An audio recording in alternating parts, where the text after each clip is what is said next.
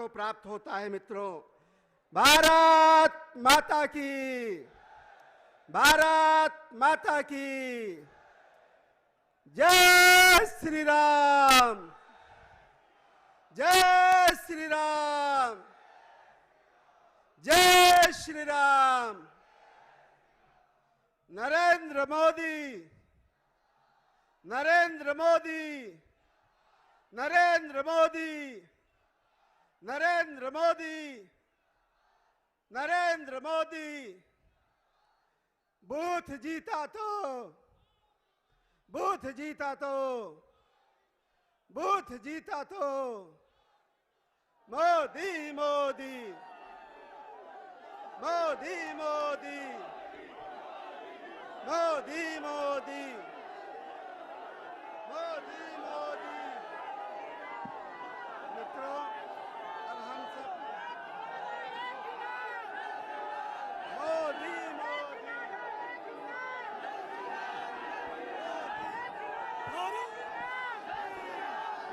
भारत माता की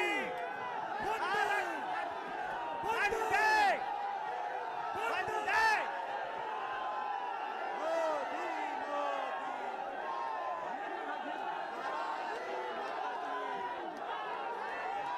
भारत माता की, भारत माता की, मोदी मोदी, मोदी मोदी, मोदी मोदी, मोदी मोदी, मोदी मोदी, मोदी मोदी, मोदी मोदी, मोदी मोदी, मोदी मोदी, मोदी मोदी, मोदी मोदी।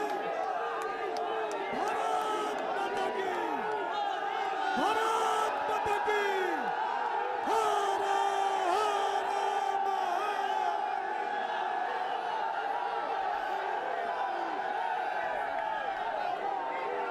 जय श्री राम, जय जय श्री राम,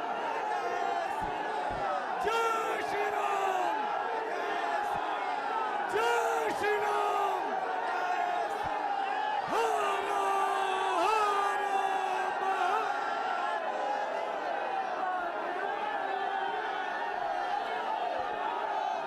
मोदी जिंदाबाद,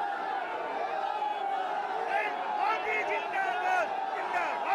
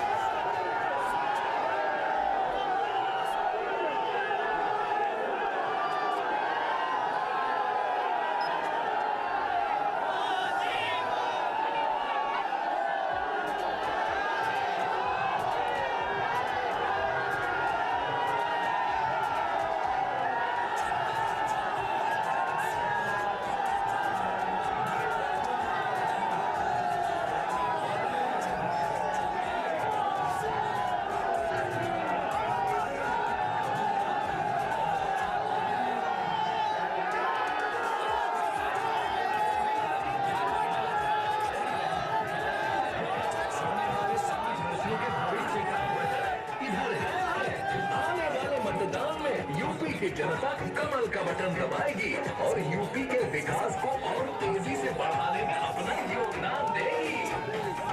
जनता है जनार्दन, पहले की सरकारों में घोर भ्रष्टाचार हुए थे, भूल नहीं जाना रे। जैसा ये विकास है सबके लिए किया है, घोटाले हजार हुए थे, भूल नहीं जाना रे। 2017 में यूपी वासियों ने मन बनाया और यूपी की सेवा सबके विकास के लिए सारे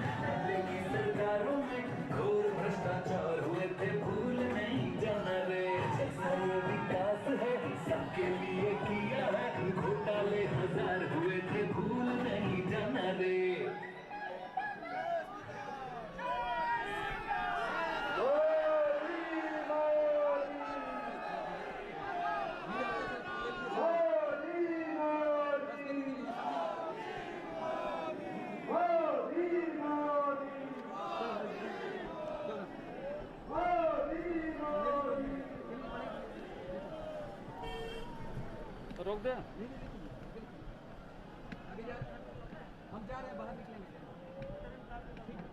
भारत माता की वंदे वंदे वंदे वंदे।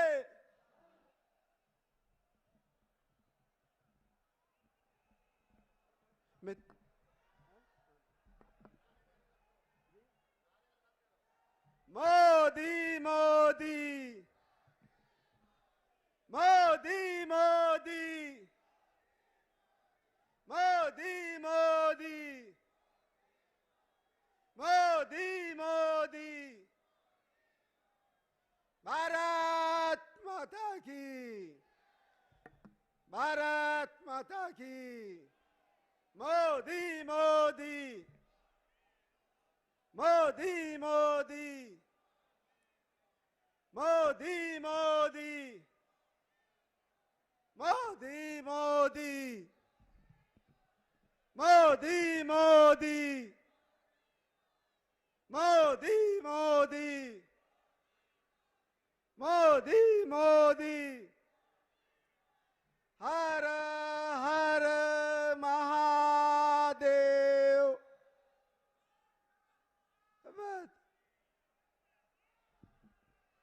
हर हर महादेव। मोदी मोदी मोदी मोदी। तो भाजपा का बूथ विजय सम्मेलन प्रधानमंत्री नरेंद्र मोदी जो है वाराणसी के दौरे पर है और भाजपा का जो बूथ विजय सम्मेलन है उसको संबोधित करेंगे, विजय का मंत्र देंगे, जो बूथ के जो पदाधिकारी हैं उनसे मुलाकात करेंगे। और इस जो कार्यक्रम में लगभग 8 विधानसभाओं के 3,361 बूथों के 20,000 से अधिक जो बूथ पदाधिकारी हैं वो शामिल हुए हैं। उनको विजय का मंत्र दिया जाएगा क्योंकि उत्तर प्रदेश का जो चुनाव है वो 7 चरणों में होना है और जो 7वां चरण है वो 7 मार्च को होगा, यानी कि उसी चरण के दिन आखिरी जो चरण होगा उसमें वाराणसी का भी चुनाव होना है, आसपास के जिलों का भी चुनाव होना है। इसीलिए प्रधानमंत्री वाराणसी पहुंचे हैं और वहां के जो बूथ कार्यकर्ता हैं, जो बूथ से जुड़े हुए जो पदाधिकारी हैं, उनको चुनाव के जीत का मंत्र देंगे, उनको समझाएंगे कि कैसे अपनी योजनाओं की सरकार की जो योजनाएं हैं उनको लोगों तक पहुंचाना है, कैसे संवाद करना है, कैसे डोर टू डोर कैंपेन करना है, क्योंकि कोविड का भी समय है। ऐसे में सुरक्षा के साथ चुनाव प्रचार भी चलता रहे और जो सरकार की बातें हैं, जो योजनाएं हैं, उनके बारे में लोग अधिक से अधिक जान सकें, अधिक से अधिक तक उन तक पहुंचाया जा सके, यही प्रयास किए जा रहे हैं। और ये जो चुनावी दंगल है वो लगातार चल रहा है, लोकतंत्र का महापर्व है। 7 मार्च को आखिरी चरण का चुनाव होना है जिसमें वाराणसी में भी चुनाव होना और इस कार्यक्रम में लगभग 8 विधानसभाओं के 3,361 से अधिक बूथ जो है उनके कार्यकर्ता, 20,000 से अधिक कार्यकर्ता इसमें शामिल हो रहे हैं।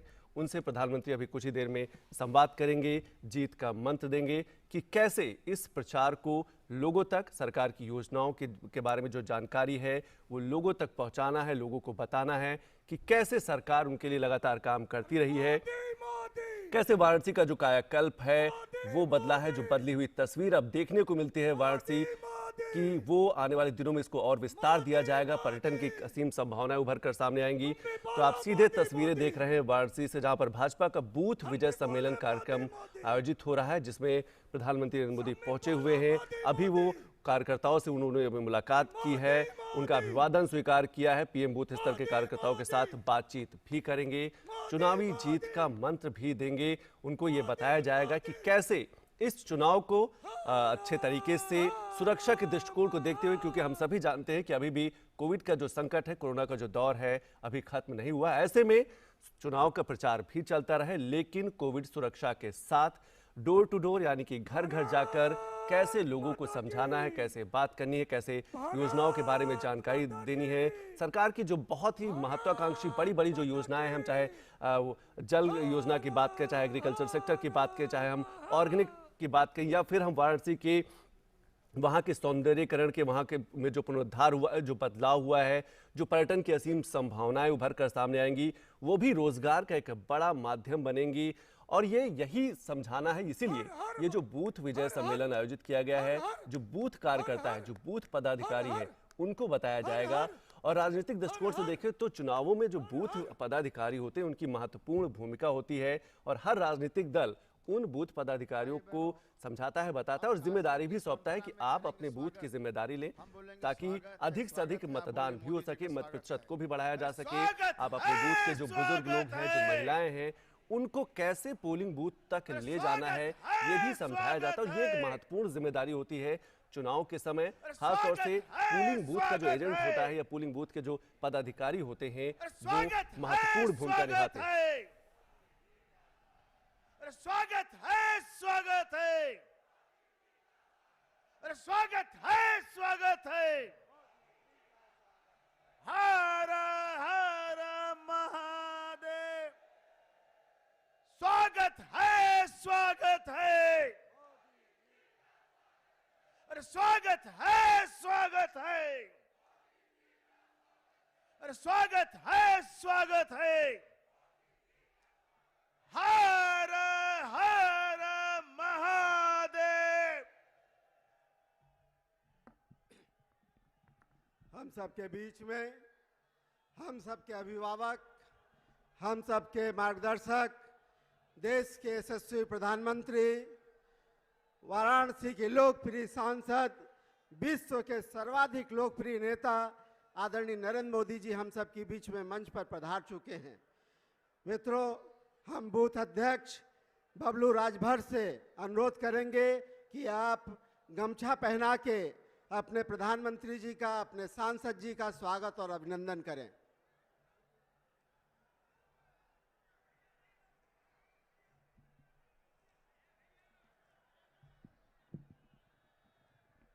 मैं सुनील पटेल जी से अनुरोध करूंगा कि वो कप प्लेट दे के अपने आदरणीय प्रधानमंत्री जी का अभिनंदन और स्वागत करें। सुनील पटेल जी।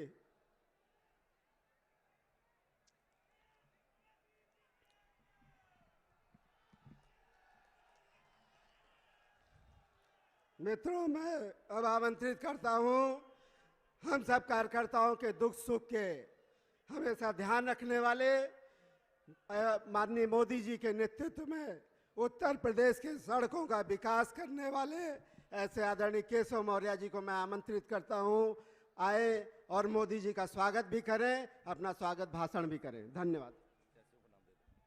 बोलिए भारत माता की। लेकिन जब तक काशी की धरती पे बाबा की नगरी में आए हैं, जब तक एक बार जोर से बोलिए हर हर महा। मैं काशी के लोकप्रिय सांसद,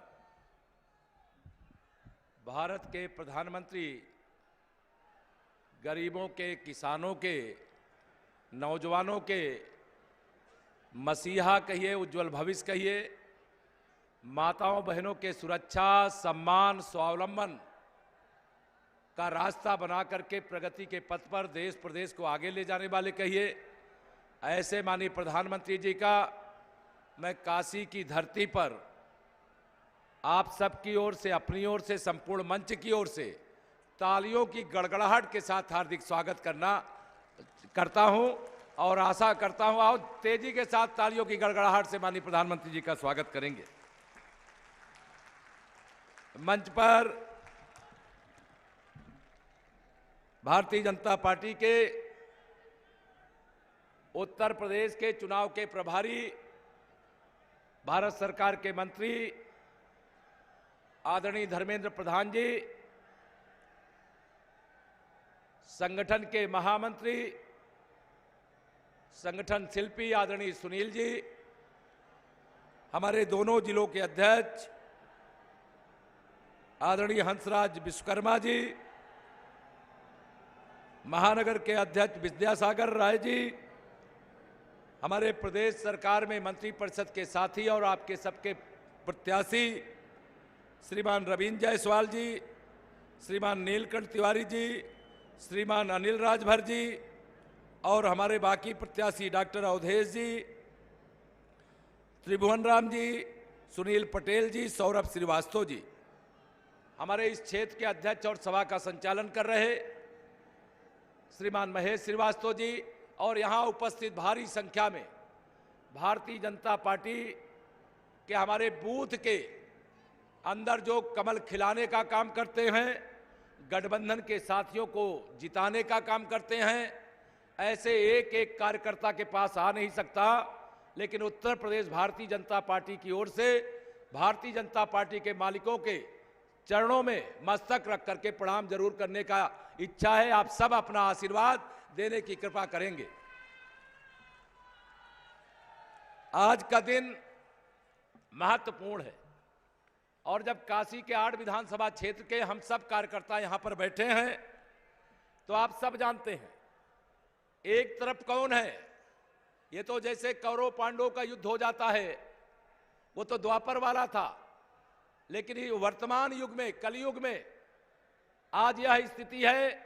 एक तरफ सारी ताकतें लगी हुई हैं माननीय प्रधानमंत्री जी के नेतृत्व में जो उत्तर प्रदेश आगे बढ़ रहा है, मोदी जी को रोकने के लिए, भारतीय जनता पार्टी को रोकने के लिए सारी ताकतें एक तरफ है, लेकिन दूसरी तरफ जनता जनार्दन है। और आपको याद दिलाना चाहता हूं, ध्यान रखना, त्रेता युग में भगवान राम के जो सबसे बड़े दूत थे उन्हें क्या कहते हैं? हनुमान जी महाराज। यहां संकट मोचन हनुमान जी महाराज की। तो मैं कहना चाहता हूं, त्रेता युग में भगवान राम के हनुमान जी कौन थे? तो वह हनुमान जी जिनकी हम सब पूजा करते हैं। लेकिन भारतीय जनता पार्टी के हनुमान जी आप सब भारतीय जनता पार्टी के कार्यकर्ता हो, जिनके बल पर लगातार भारतीय जनता पार्टी की विजय यात्रा चल रही है। मैं आप सब लोगों के सामने यहां पर यही कहना चाहता हूं, जैसे हनुमान जी के लिए राम काज कीन्हे बिना मोहि कहां विश्राम, वैसे राष्ट्र का यानी भाजपा का काज किए बिना मोहि कहां विश्राम। इस भावना से दिन रात मैं समझ रहा हूं 2014 से लेकर के 2019 तक के जो 3 चुनाव हुए हैं, इस चुनाव में, तीनों चुनाव में अलग अलग चुनौतियां सामने आई हैं। लेकिन भारतीय जनता पार्टी के आप सब हनुमान जी लोगों ने क्या किया है वह सारे देश ने देखा है, दुनिया ने देखा। पहले जो गठबंधन थे 2014 से, उस समय आपने हराने का काम किया। काशी सहित उत्तर प्रदेश के 73 लोकसभा सीटों पर भारतीय जनता पार्टी को जिताने का काम किया। 2017 में अहंकार के आकाश में जो बैठे हुए जो सपा बसपा कांग्रेस के लोग हैं, या बड़े बड़े दावे कर रहे थे, लेकिन 2014 में केंद्र में सरकार बनने के बाद गरीब कल्याण के लिए समर्पित, किसानों के लिए समर्पित, नौजवानों के लिए समर्पित, माताओं बहनों के उत्थान के लिए समर्पित, अर्थात सबका साथ सबका विकास, जिसमें कोई भेदभाव नहीं होता, वह काम करते हुए जब 2017 में माननीय प्रधानमंत्री जी की छत्र छाया में हम सब लोगों को उत्तर प्रदेश के अंदर चुनाव लड़ाने का मौका मिला, तो आप सब लोगों ने अपनी ताकत दिखा दिया कि उत्तर प्रदेश में भारतीय जनता पार्टी अपने साथियों के साथ 325 विधायक जिता करके देने की ताकत रखती है। लेकिन उसके बाद आपने सबसे बड़ी ताकत दिखाई 2019 में। जब 2019 का लोकसभा चुनाव आया तो 2019 के चुनाव में बुआ भतीजे एक हो गए थे, याद है कि भूल गए?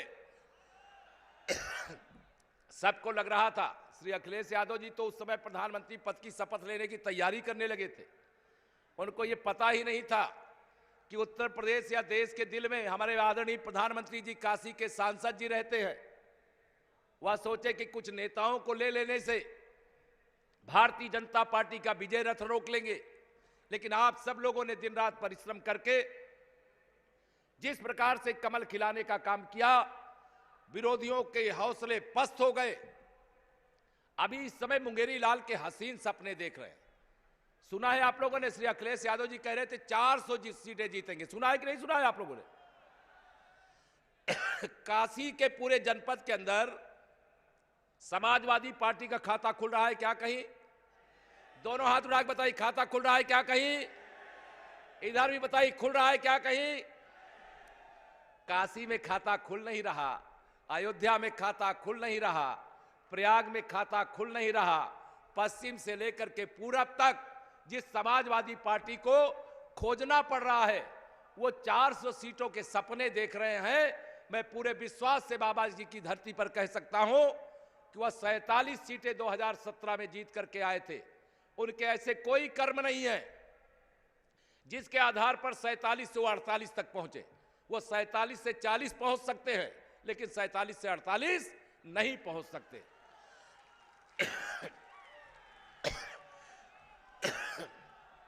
पहले और दूसरे चरण के चुनाव में आपको बता दूं, उनका चुनाव निशान क्या है मालूम है? साइकिल। और साइकिल पश्चिमी से उड़ करके, पश्चिम उत्तर प्रदेश से उड़ करके सैफई पहुंच गई थी, और सैफई के लोगों ने उड़ा दिया वहां कमल खिला करके। अब उड़ते उड़ते बंगाल की खाड़ी की ओर जा रही है। अब उसको उड़ाने का आगे का जिम्मा आप लोगों का है। ये गुंडागर्दी वाली सरकार को समाप्त करके विकास करने वाली सरकार को, सबको सुरक्षा, सबको सम्मान देने वाली सरकार को आपने अपने परिश्रम से बनाने का काम किया है। आप सब भारतीय जनता पार्टी के वह महान कार्यकर्ताओं में से हैं जिन कार्यकर्ताओं के बल पर भारतीय जनता पार्टी शून्य से शिखर तक पहुंची है। हमारी सरकार ने सबका साथ, सबका विकास किया है। किसी के साथ भेदभाव हुआ है क्या बताइए? दोनों हाथ उठा करके बताइए माननीय प्रधानमंत्री जी साहब ने, किसी के साथ कोई किसी योजना में भेदभाव हुआ है क्या? अगर किसी योजना में भेदभाव नहीं हुआ है, हमारी माननीय प्रधानमंत्री जी के मार्गदर्शन में डबल इंजन की सरकार ने गरीब गरीब को एक समान माना, किसान किसान को एक समान माना, बेटी बेटी को एक समान माना, मजदूर मजदूर को एक समान माना, नौजवान नौजवान को एक समान माना। हमने उसमें हिंदू मुसलमान देखा है क्या कहीं किसी योजना में? हमारी केंद्र की, प्रदेश की सरकार ने कोई भेदभाव किसी योजना में किया है क्या? सबके साथ, सबके विकास के लिए समर्पित हमारी सरकार के समर्थन में 2017 के बाद 2019 में हमारी ताकत जनता के आशीर्वाद से बढ़ी है। लेकिन मैं पूरे विश्वास से कह सकता हूं, 2017 और 2019 के बाद जो लोगों की सेवा में हमारी सरकार ने दिन रात परिश्रम करके लोगों की सेवा की है, तो 2019 और 17 से भी ज्यादा समर्थन 2022 में भारतीय जनता पार्टी के लिए बढ़ा है। बढ़ा है कि नहीं बढ़ा? हाथ उठा के बताइए, बढ़ा है कि नहीं बढ़ा? मैं कई जगह गया, मैंने पूछा, आप बताइए, एक बड़ा मतदाता वर्ग है, कई बार संकोच में हम ही आप नहीं जाते थे, यार ये तो फला जाति का है और ये तो हमें वोट देगा नहीं, कई बार नहीं जाते थे। लेकिन मेरी जानकारी है पूरे प्रदेश के अंदर एक बहुत बड़ा हिस्सा है जो माननीय प्रधानमंत्री जी के नेतृत्व में जो लगातार गरीब कल्याण के काम हुए हैं। आप बताइए सच्ची बात, ऐसे बड़ी संख्या में गरीब आपको मिलने आ रहे हैं कि नहीं आ रहे? बताइए। क्योंकि अपने गांव के अंदर आप ही प्रधानमंत्री हो, आप ही मुख्यमंत्री हो, आप ही भाजपा के अध्यक्ष हो, आप ही भाजपा के सब कुछ हो, तो वह सोचता है कि हमारे पास आप नहीं आए तो हम ही आपके पास आते हैं। ऐसे मैंने बहुत जगह पता किया, तो आज वह सब जो आपके पास आ रहे, हम तो सबको गले लगा रहे। भारतीय जनता पार्टी तो एक ऐसी पार्टी है जिसमें अगड़े वर्ग, पिछड़े वर्ग, अनुसूचित वर्ग में कोई भेद ही नहीं है। गंगा यमुना सरस्वती का संगम रूपी भारतीय जनता पार्टी ही है, जहां सबको सम्मान दिया जाता है, सबको स्थान दिया जाता है, सबको गौरव दिया जाता है। अन्यथा केशव प्रसाद मौर्य जैसा व्यक्ति उत्तर प्रदेश भारतीय जनता पार्टी का अध्यक्ष या उप मुख्यमंत्री के नाते आज माननीय प्रधानमंत्री जी के सामने, आपके सामने बोलने का काम नहीं करता। ऐसे अनेक नाम है, मैं उदाहरण अनेक दे सकता हूं, लेकिन आप सबके सामने मैं यही निवेदन करना चाहता हूं, आह्वान करना चाहता हूं, समाजवादी पार्टी को समाप्त करने का इससे अच्छा अवसर अब दोबारा नहीं आने वाला है। 2014 में देश ने एक नारा लगाया था, क्या नारा था? कांग्रेस मुक्त भारत देश। और 2017 में नारा लगाया था सपा बसपा मुक्त उत्तर प्रदेश। मुक्त तो हो गए सत्ता से ये, लेकिन इनको समाप्त करने का काम, और मैं पूरे विश्वास से कह सकता हूं 10 तारीख को जब ईवीएम मशीन खुलेगी तो समाजवादी पार्टी का नाम बदल करके समाप्तवादी पार्टी हो जाएगा। आप सबको विश्वास है कि नहीं?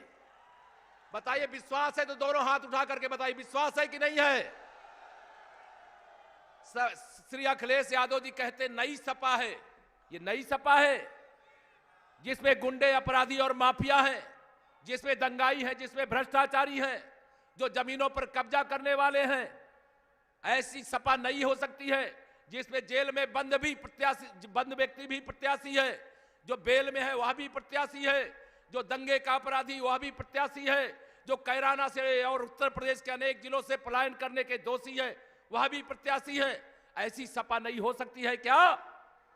मैं दावे से कह सकता हूं, विश्वास से कह सकता हूं, श्री अखिलेश यादव जी, यह नई सपा नहीं है, ये वही सपा है जिससे जनता खपा थी और आज भी खपा है, आज भी खपा है।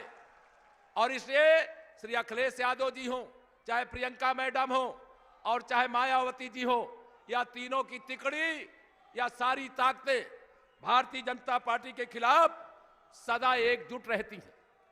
अलग अलग दिखते होंगे, लेकिन अलग अलग दिखने के बाद भी आप सब जानते हैं कि अब भारतीय जनता पार्टी को बर्दाश्त नहीं कर पा रहे हैं।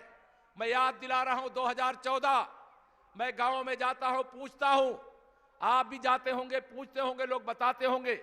माननीय प्रधानमंत्री जी ने 2014 में कहा था, ना मैं खाऊंगा और न खाने दूंगा, और जिन लोगों ने भी खाया है उसको भी वसूल करके गरीबों के चरणों में डाल दूंगा। याद है आप लोगों को? और जैसे ही ये काम शुरू हुआ है, उनका जैसे खाना बंद हो गया है और जो खाने इकट्ठा कर लिए थे, 100-100 पीढ़ियों के जुगाड़ कर लिए थे, अब उसका भी पता चल रहा है। तो वह भारतीय जनता पार्टी को, माननीय प्रधानमंत्री जी को सह नहीं पा रहे हैं। इसके कारण से सारे विरोधी एक होकर के भारतीय जनता पार्टी के विजय रथ को रोकने की कोशिश कर रहे हैं। लेकिन धन्य है आप काशी के लोग, धन्य है उत्तर प्रदेश के लोग, धन्य है देश के लोग, उन्होंने कभी भारतीय जनता पार्टी का रथ नहीं रुकने दिया, माननीय मोदी जी का रथ नहीं रुकने दिया। और इसके कारण से आज भारतीय जनता पार्टी देश की, दुनिया की और उत्तर प्रदेश की सबसे बड़ी पार्टी बनकर के खड़ी हुई है। मैं आप सबका आह्वान करना चाहता हूं, 2022 का चुनाव यह ऐतिहासिक चुनाव है। ये केवल 5 साल लोगों की सुरक्षा के लिए, लोगों के विकास के लिए, लोगों को आत्मनिर्भर बनाने के लिए नहीं, बल्कि ध्यान रखना, ये आने वाले 5 साल के अंदर 5 पीढ़ियों की सुरक्षा का सवाल है। अगर समाजवादी पार्टी और उनके जैसे जो राजनीतिक दल जो भाजपा के विरोध में लड़ रहे हैं, अगर वह उत्तर प्रदेश के 24 करोड़ लोगों की सुरक्षा के लिए खतरा है, तो भारतीय जनता पार्टी उत्तर प्रदेश के 24 करोड़ लोगों की सुरक्षा की गारंटी है, 24 करोड़ लोगों के सुरक्षा का कवच है। इसलिए मैं आप सब लोगों को निवेदन करना चाहूंगा, 2022 के चुनाव में आपको 2019 से भी ज्यादा मेहनत करनी है। समाप्त करना है कि नहीं समाप्त करना है इन लोगों को? और लोकतंत्र में समाप्त करने के लिए ताकत क्या होती है? वोट की ताकत होती है, और वोट आपका हर घर में रखा हुआ है। जिनके पास आप नहीं जा रहे, तो वो आपके पास अगर आ जा रहे हैं, तो मैं आप सबसे ही अपील करता हूं, जिनके पास आपको जाना चाहिए, कई बार संकोच में आप नहीं जाते थे, कई ऐसे काम हुए जिसका माननीय प्रधानमंत्री जी की उपस्थिति में मैं कोई लंबा भाषण दूं यह मर्यादित नहीं है, लेकिन मैं आप सब लोगों को कहना चाहता हूं, आज कोई भी घर, कोई भी जाति, कोई भी बिरादरी, कोई भी समुदाय भाजपा के विरुद्ध नहीं है, और वह सब भाजपा के साथ आना चाहते हैं। 2014 से पहले यही सपा बसपा के, कांग्रेस के लोग एक दीवार खड़ी किए थे, और उस दीवार में लिख दिए थे कि जो पिछड़े वर्ग के लोग हैं, जो अनुसूचित वर्ग के लोग हैं, वह भारतीय जनता पार्टी में ना जाएं, क्योंकि भारतीय जनता पार्टी तो केवल अगड़ों की पार्टी है। लेकिन जब माननीय प्रधानमंत्री जी एक गरीब मां बाप के बेटे के रूप में भारतीय जनता पार्टी के प्रधानमंत्री पद के प्रत्याशी के रूप में देश के सामने, प्रदेश के सामने आए, तो पिछड़ों को लगा कि हमारे यहां कोई अपना सुख दुख को समझने वाला आया है। सबने बिना भेदभाव के जब भारतीय जनता पार्टी को आशीर्वाद दिया और भारतीय जनता पार्टी से रिश्ता जोड़ा, तो रिश्ता जोड़ने के बाद लोगों को लगा कि सही मायने में हमारी पार्टी तो भारतीय जनता पार्टी है। पिछड़ों को, दलितों को भाजपा के नाम से डराने वालों की दुकान अब पिछड़ों और दलितों में नहीं गल पा रही है, आज दाल नहीं गल पा रही है। अब वो मुसलमानों की एक दीवार खड़ी किए हैं कि मुसलमानों, भाजपा तो हिंदुओं की पार्टी है, आपका भला नहीं करती। बताइए, प्रधानमंत्री आवास योजना का आवास, प्रधानमंत्री सौभाग्य योजना की बिजली, प्रधानमंत्री उज्ज्वला योजना का गैस का कनेक्शन, आयुष्मान भारत के इलाज का कार्ड, अभी हर घर नल से जल पहुंचाने की योजना, हर घर में शौचालय बनाने की योजना का जो लाभ मिला है, क्या उस लाभ में हिंदू मुसलमान देखा गया है क्या कहीं? अगर हमने कोई भेदभाव नहीं किया, हमारे लिए सभी योजनाओं के लिए उत्तर प्रदेश और माननीय प्रधानमंत्री जी के लिए देशवासी सब एक समान हैं, और वह एक समान रह करके अगर हमने सेवा की है तो वह सब समर्थन करना चाहते हैं, और जो समर्थन करना चाहता है उसका हम स्वागत करते हैं। और बड़ी संख्या में ऐसे लोग भी हैं अभी जिनके पास हम गए नहीं, या वो डर करके हमारे पास अभी सपा बसपा कांग्रेस वालों की जो बचे हैं ना थोड़े बहुत, वह सब आने वाले समय में बहुत बोलना चाहता हूं, माननीय प्रधानमंत्री जी के सामने में ज्यादा बोलना नहीं चाहता, वह सारे जो ऐसे दैत्य बैठे हुए हैं उनको यह पता चलना चाहिए कि सारे के सारा सर्व समाज भारतीय जनता पार्टी के साथ है। अगर हम सबका साथ सबका विकास करते हैं तो सबका आशीर्वाद पाने का हमें अधिकार है। मैं केवल इतना कहना चाहता हूं, 2019 से जरा ज्यादा मेहनत 2022 में कर लीजिए, और 2022 में मेहनत करने के बाद एक ही बात कहूंगा, अभी तो माननीय प्रधानमंत्री जी के मार्गदर्शन में जो 5 साल आप उत्तर प्रदेश में काम देखे हैं, यह तो टेलर था, टेलर। असली पिक्चर तो 10 मार्च 2022 के बाद दिखाई देगी। पहली पारी आपने देखा है, उसका परिणाम क्या हुआ है आप बताइए। माननीय प्रधानमंत्री जी के संसदीय क्षेत्र में 2017 से पहले बिजली कितने घंटे आती थी बताओ मुझे, और अब कितनी आती है? मैं भी आता था कभी अगर वाराणसी के एयरपोर्ट पर, तो एयरपोर्ट से कैंट पहुंचने में कम से कम 2 घंटे 2.5 घंटे लग जाते थे। अब कितने घंटे में पहुंचते हो? मतलब कोई ऐसा क्षेत्र नहीं है, काशी ही नहीं, सभी 75 जिलों का विकास हो रहा है। काशी तो आदर्श राजधानी है, हमारी सांस्कृतिक राजधानी है, हमारे बाबा विश्वनाथ जी की नगरी है, और यहाँ का जो स्वरूप है जो आप देख रहे हैं, मैं केवल उसका वर्णन कर रहा हूं, लेकिन आप पूरे प्रदेश के अंदर और पूरे प्रदेश के लोग आपके पास आते ही आते हैं, लेकिन जो आते हैं वो आपको बताते होंगे देश के किसी प्रदेश से आवे या चाहे उत्तर प्रदेश के किसी जिले से आवे, और जो आते हैं वह सब करके आपको बताते होंगे हमारी सरकार भेदभाव नहीं करती।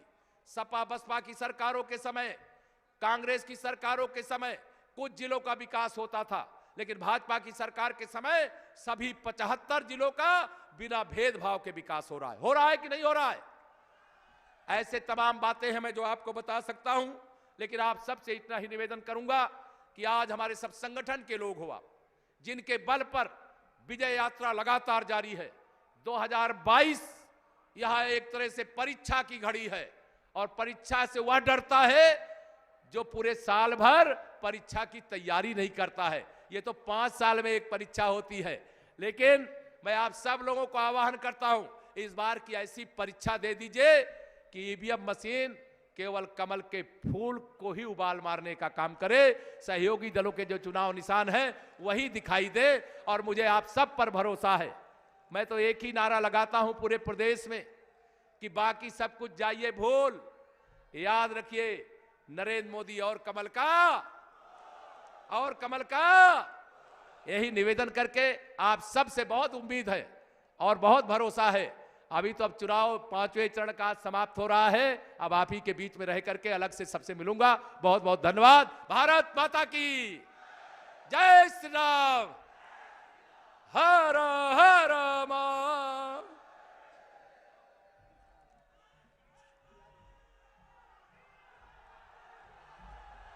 माननीय प्रधानमंत्री जी को मैं सादर आमंत्रित करता हूं, आप उद्बोधन देने की कृपा करें।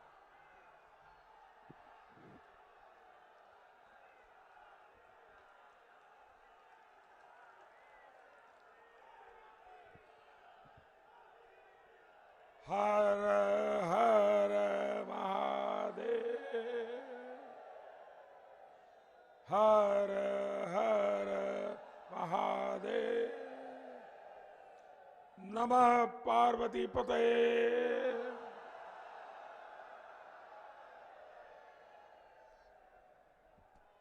आप सब काशीवासी लोगों के प्रणाम हो। ई बनारस पर हमें नाज हो। बनारसी लोगन के मेहनत और लगन पर भरोसा हो। जैसे आप 14 में पराक्रम देखौला, 17 और 19 में साथ देला, वैसे ही E22 भी फतह करवा।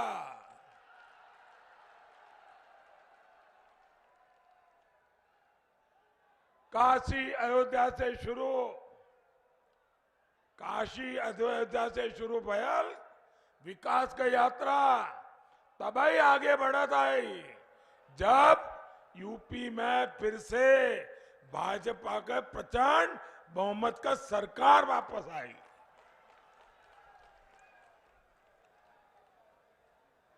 साथियों, सबसे पहले तो मैं हमारे संगठन के सभी प्रमुखों का धन्यवाद करता हूं। दो बातें जो मेरे दिल को छू गई। एक, इस सम्मेलन का हेतु आपने बुथ विजय सम्मेलन रखा है। बुथ विजय मैं समझता हूं यह बहुत बड़ा संदेश है। और दूसरा, मुझे मेरे प्राण प्रिय कार्यकर्ताओं के दर्शन का मौका दिया।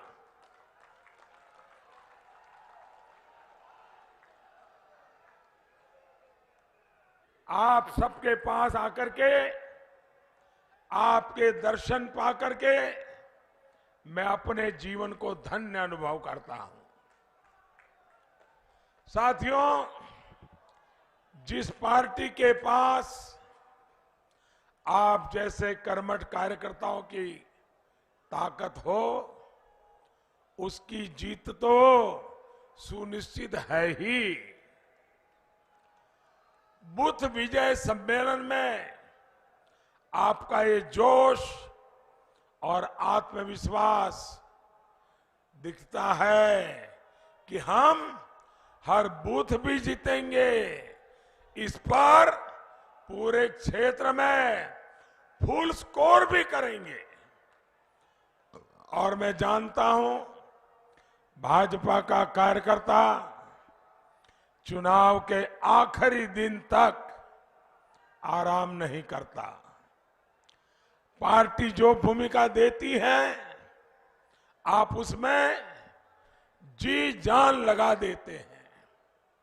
भाइयों बहनों, मेरा इतने सालों का अनुभव है कि पार्टी का आदेश वैसे तो समाज और देश के हितों की दृष्टि से होता है, लेकिन उससे हमें बहुत कुछ पाने को, सीखने को मिलता है। अब आप मुझे देखिए, मुझ जैसे कार्यकर्ता को पार्टी ने बनारस भेजा और मुझे बनारस मिल गया। मैं बनारस का ही होकर रह गया।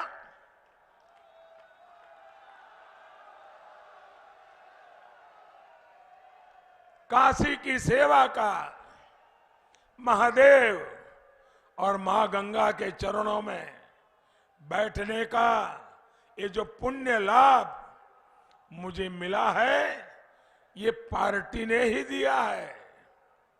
वैसे आज मुझे काशी के स्वर्गीय डोम राजा जगदीश चौधरी जी की कमी भी महसूस हो रही है।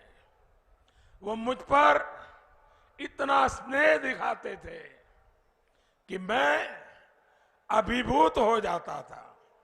साथियों, मैं 2014 में जब यहां आया था, तब संगठन से जुड़े कुछ लोग मुझे जानते थे, लेकिन आज जो प्यार, जो दुलार मुझे काशी के घर घर में, पूर्वांचल में, उत्तर प्रदेश में मिल रहा है, ये आप सब कार्यकर्ताओं, समर्थकों के कारण ही संभव हुआ है।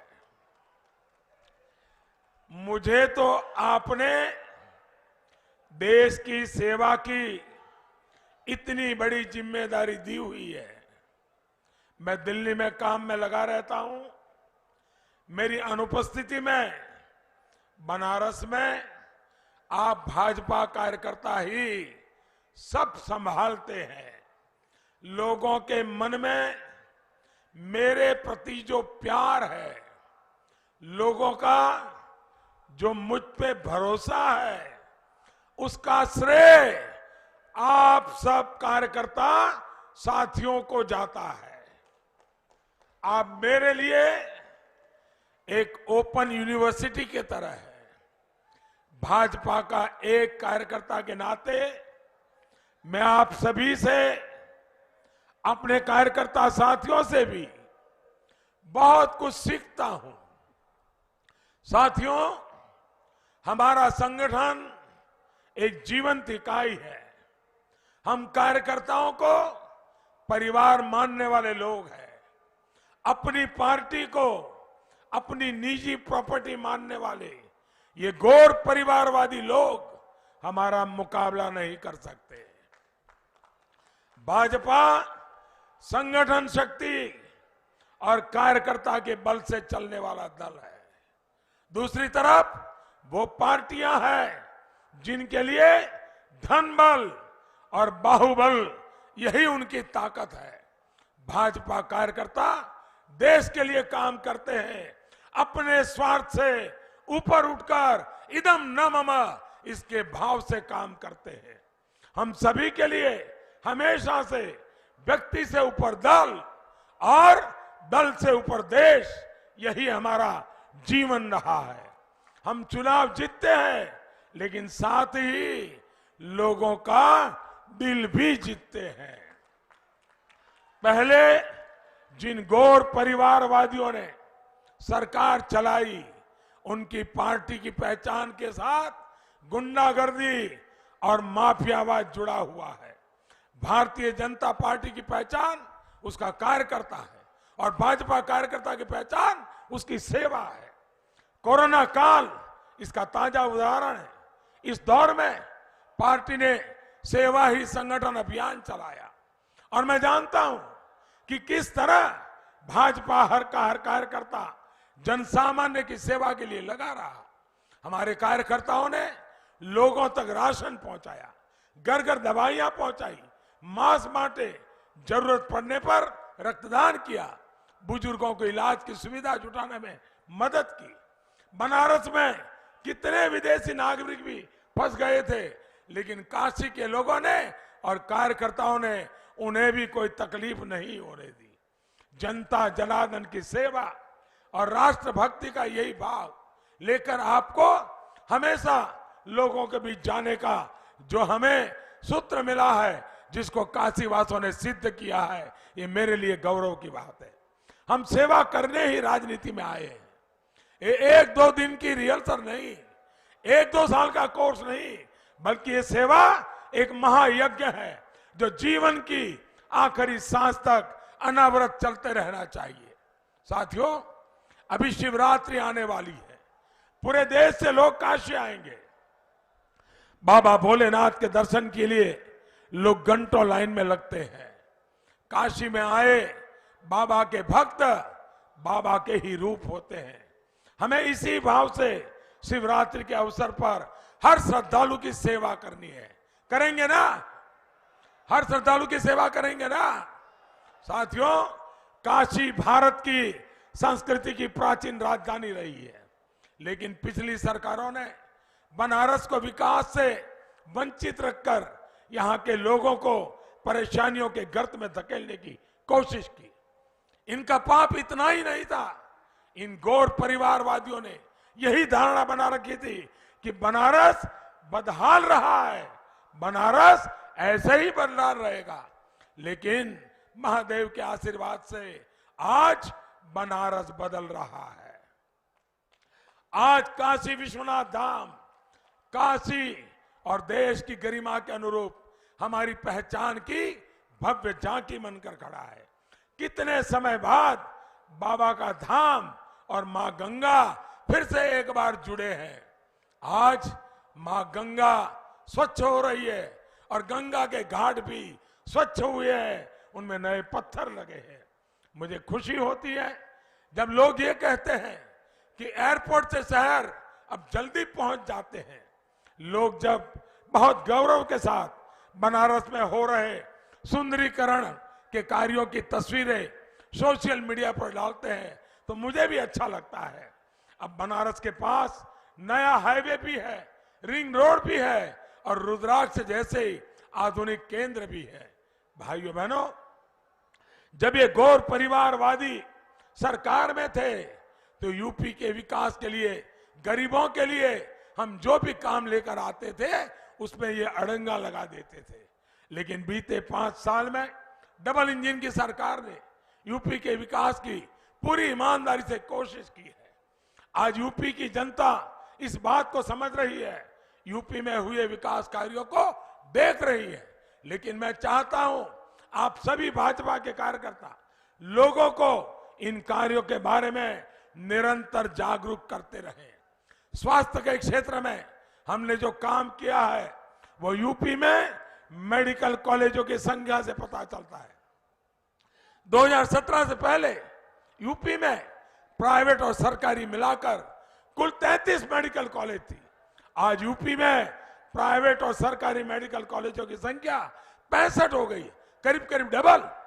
ये है भाजपा सरकार के काम करने की रफ्तार। 2017 से पहले जो सरकार थी उसने अपने 5 साल में यूपी के शहरों में 40,000 से भी कम, पूरे उत्तर प्रदेश की बात बता रहा हूं, 40,000 से कम घर बनाए थे। जबकि भाजपा की सरकार ने अपने 5 साल में यूपी के शहरों में करीब करीब 10 लाख घर बनवाए हैं। आप मुझे बताइए, कोई मुकाबला है क्या इन दोनों के बीच में? और साथियों, जब तक इनकी सरकार थी इन्होंने गरीबों का मकान बनने से रोकने के लिए हर संभव कोशिश की थी। बनारस में इनकी सरकार के 5 सालों में 1,500 से भी कम घर बनवाए थे, 1,500 से कम। जब आपके एक वोट ने परिवारवादियों को इनके आलीशान महलों में भेज दिया, जब आपने भाजपा सरकार को प्रचंड बहुमत से जिताया तो स्थितियां बदलनी शुरू हुई। योगी जी की सरकार में बनारस में 24,000 से ज्यादा गरीब परिवारों को उनका पक्का घर मिला है। साथियों, हमारी भाजपा सरकार ने सौभाग्य योजना के तहत यूपी के करीब करीब 1 करोड़ घरों में बिजली का मुफ्त कनेक्शन दिया है। कोरोना का इस काल में भाजपा सरकार 15 करोड़ गरीबों को मुफ्त अनाज सुनिश्चित करा रही है। इसमें भी 9 करोड़ पिछड़ा वर्ग के हैं, 3 करोड़ दलित हैं और 3 करोड़ सामान्य वर्ग के हैं। यूपी के 2 करोड़ 60 लाख से ज्यादा किसानों को पीएम किसान सम्मान निधि का 43,000 करोड़ रुपए का सीधा पैसा उनके बैंक खाते में मिला है। मेरे कार्यकर्ता साथियों, गंगा जी की सफाई को लेकर जितना भाजपा सरकार ने किया है उतना पहले कभी नहीं किया गया। यूपी में करीब करीब 11,000 करोड़ रुपए की लागत से 53 परियोजनाओं पर काम हुआ है। यहां रामनगर में, रमना में सीवेज ट्रीटमेंट प्लांट काम शुरू करना हम शुरू कर चुके हैं। बनारस में गंगा जी में गिरने वाले 80 से ज्यादा नालों का पानी अब पहले ट्रीटमेंट के लिए जा रहा है।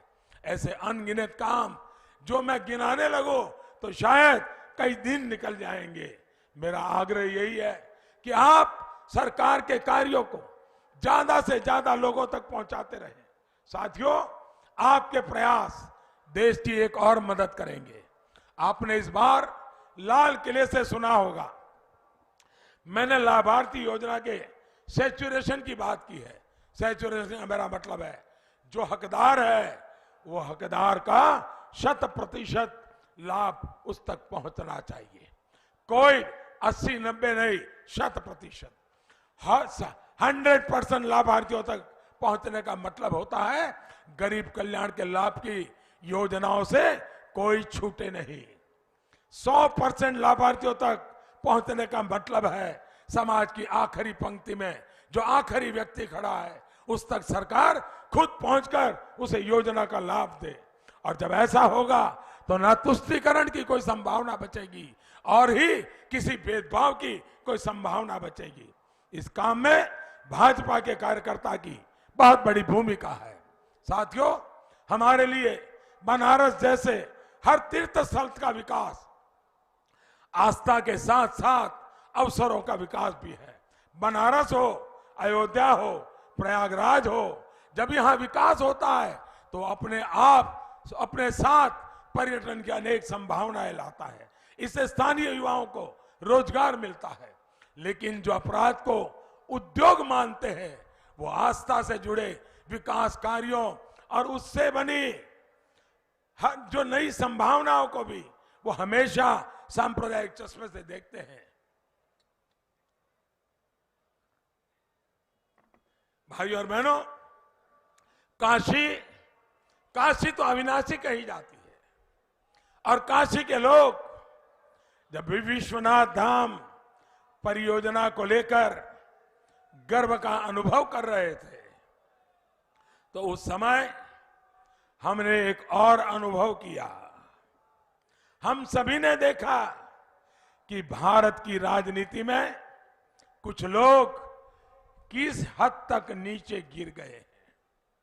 मैं किसी की व्यक्तिगत आलोचना करना पसंद नहीं करता और न ही किसी की आलोचना करना चाहता हूं, लेकिन जब सार्वजनिक रूप से काशी में मेरी मृत्यु की कामना की गई तो वाकई मुझे बहुत आनंद आया, मेरे मन को बहुत सुकून मिला। मुझे लगा कि मेरे घोर विरोधी भी ये देख रहे हैं कि काशी के लोगों का मुझ पर कितना स्नेह है। उन लोगों ने तो मेरे मन की मुराद पूरी कर दी। इसका मतलब ये कि मेरी मृत्यु तक न काशी के लोग मुझे छोड़ेंगे और न ही काशी मुझे छोड़ेगी।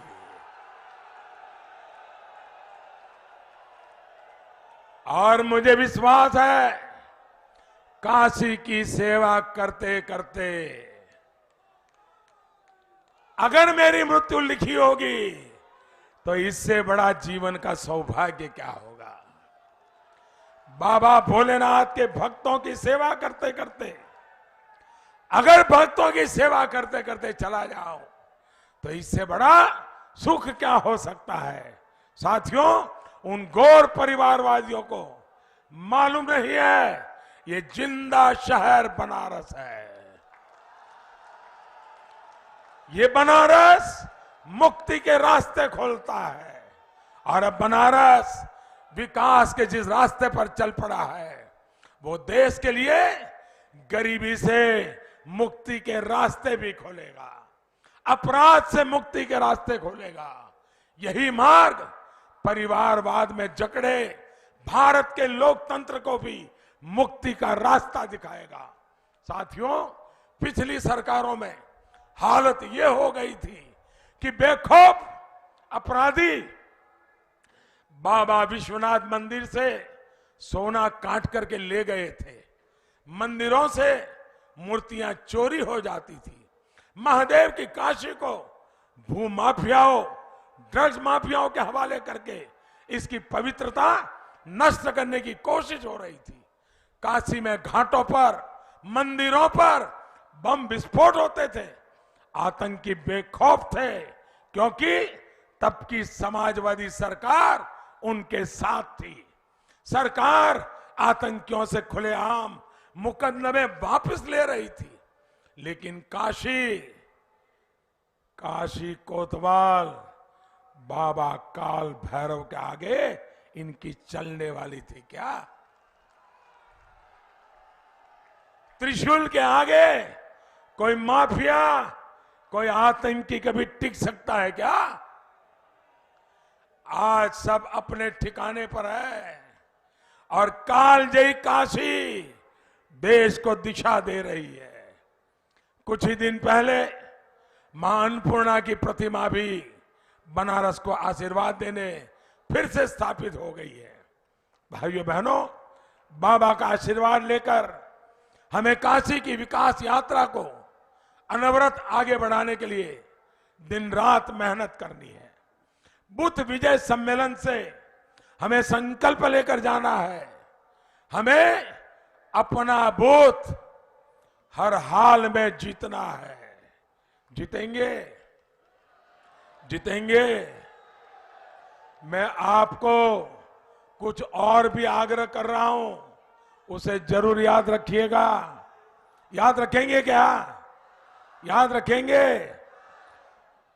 सब पर्ची ठीक से बढ़ जाए, बस्ते बूथों तक पहुंच जाए, मतदान के लिए जागरण की व्यवस्था हो जाए, हर बूथ पर टोली बनाकर संपर्क हो जाए, कोई मतदाता न बचे जिस तक आप न पहुंचे, कोई दरवाजा ऐसा न हो जिसे न खटखटाए। हमें खुद भी संकल्प लेना है और मतदाताओं को भी दिलवाना है, पहले मतदान फिर जलपान। मेरे कार्यकर्ता भाइयों बहनों, आप मेरी एक मदद करेंगे? ऐसे नहीं, आवाज जोरदार चाहिए। मेरी मदद करेंगे? आप सब मेरी मदद करेंगे? पक्का करेंगे? देखिए, मैं अकेला हर काशी वासी के पास पहुंच नहीं सकता हूं, लेकिन क्या आप मेरी तरफ से काशी के घर घर जाकर काशी के एक एक व्यक्ति को मिलकर मेरे प्रणाम पहुंचाएंगे क्या? करेंगे? मेरे प्रणाम जरूर पहुंचाइए। उनको कहिए मोदी जी तो नहीं आ पाए, लेकिन मैं मोदी जी की तरफ से उनका प्रणाम आपको पहुंचाने आया हूं।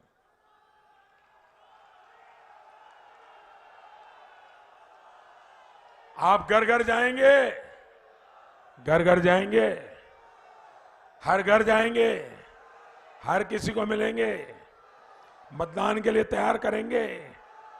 बोलो भारत माता की, भारत माता की। हर हर हर हर महादेव।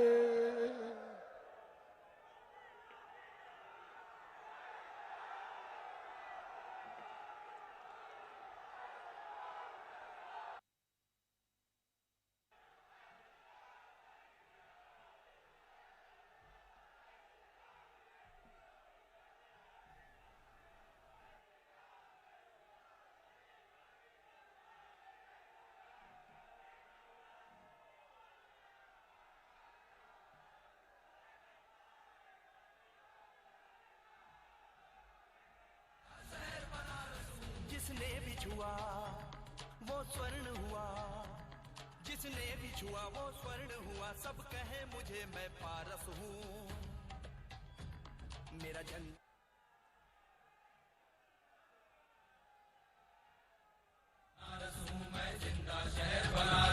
जिसने भी छुआ वो स्वर्ण हुआ। सब कहे मुझे मैं पारस हूँ, मेरा जन्म महाशमशान मगर मैं जिंदा शहर बनारस हूँ। मैं जिंदा शहर बनारस हूँ, मैं जिंदा शहर बनारस हूँ।